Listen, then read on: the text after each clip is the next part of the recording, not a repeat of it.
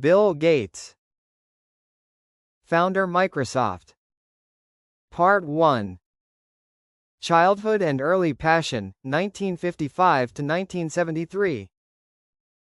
William Henry Gates III, better known as Bill Gates, was born on October 28, 1955, in Seattle, Washington. His father, William H. Gates Sr., was a prominent lawyer, and his mother,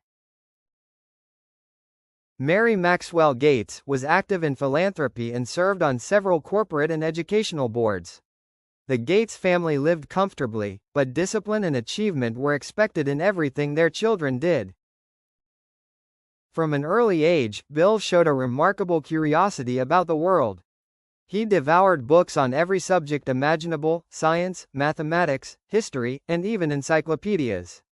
But the spark that truly ignited his imagination came when he encountered computers, a field that was still mysterious and inaccessible in the 1960s.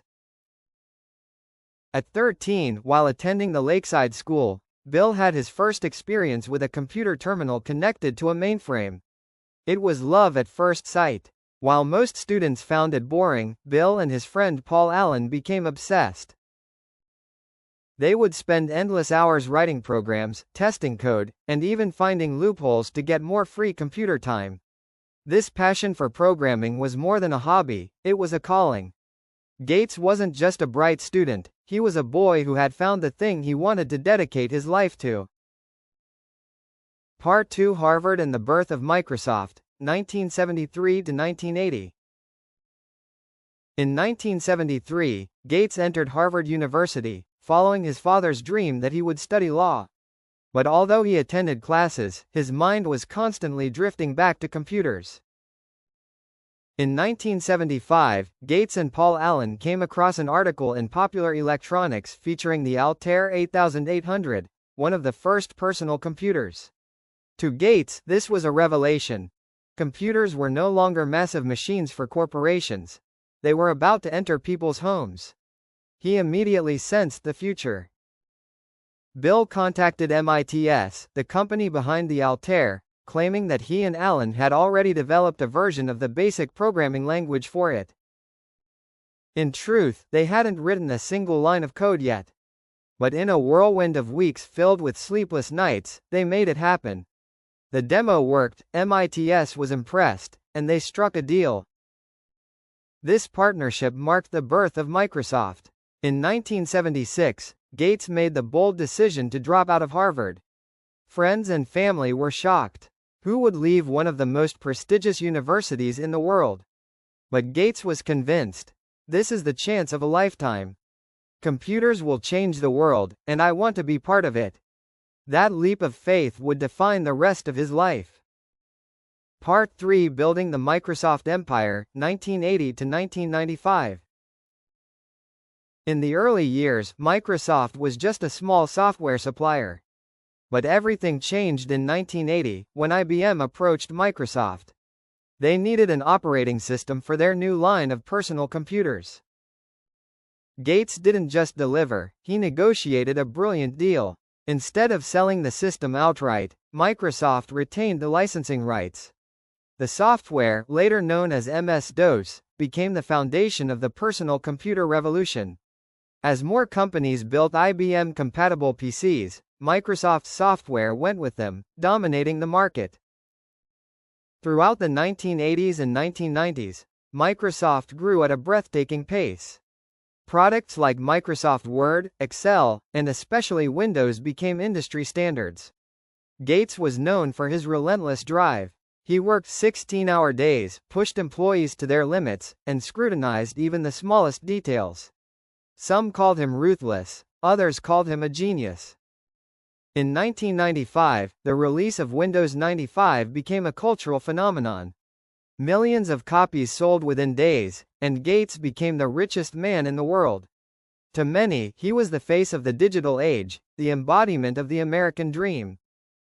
Part 4: From CEO to Philanthropist, 2000 to 2014.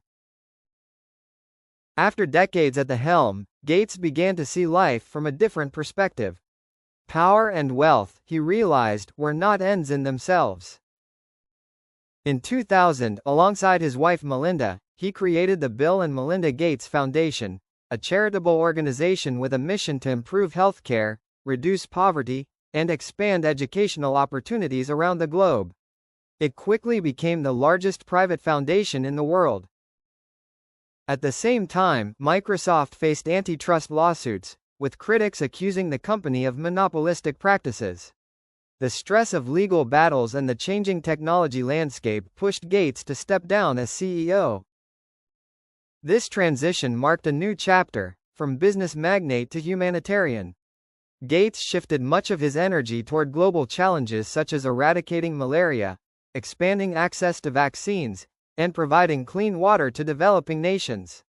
The image of Gates as a hard-nosed CEO gave way to that of a generous philanthropist. Part 5: Legacy and Lessons, 2014-present. Today, Bill Gates is no longer running Microsoft. Instead, he spends most of his time and fortune working through his foundation. He has pledged to give away the majority of his wealth, dedicating it to fighting disease, tackling climate change, and improving education worldwide. Though controversies continue to follow him, whether about his business practices or his influence on global health policy, one fact remains undeniable: Bill Gates changed the world. From a curious boy obsessed with computers, he became the architect of the software age. From the richest man on earth, he transformed into one of the most influential philanthropists in history. The lessons from his journey are powerful. Dream big. Gates saw the potential of personal computers when almost no one else did. Take risks. He left Harvard to chase a vision. Give back. At the peak of success, he chose to share his fortune to make the world better. As Gates himself once said, "Success is a lousy teacher. It seduces smart people into thinking they can't lose." It is this humility, this constant willingness to learn, that has kept him moving forward. Bill Gates's life is more than just the story of Microsoft. It is the story of how vision, determination, and generosity can reshape not just technology, but humanity itself.